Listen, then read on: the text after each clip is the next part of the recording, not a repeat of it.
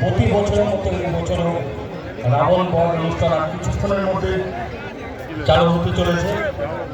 একটা কথা বলতে হয়, পশ্চিমবঙ্গের মানচিত্রে করণদিঘি যেভাবে এগিয়ে যাচ্ছে নিজের কাজের নিরীক্ষণে, উন্নয়নের নিরীক্ষণে,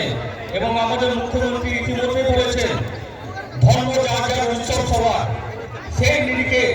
আমাদের প্রিয় বিধায়ক, আমাদের প্রাণের মানুষ গৌতম পাল মহাশয়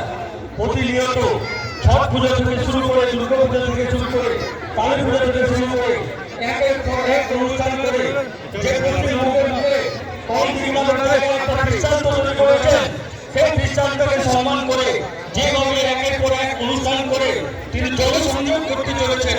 এবং মানুষের প্রতি যে ভালোবাসা অর্জন করেছেন সেটা কিন্তু করণদিঘির মানুষ কোনোদিন ভুলবে না, এটাই আশা রাখছি। আজকে দেখুন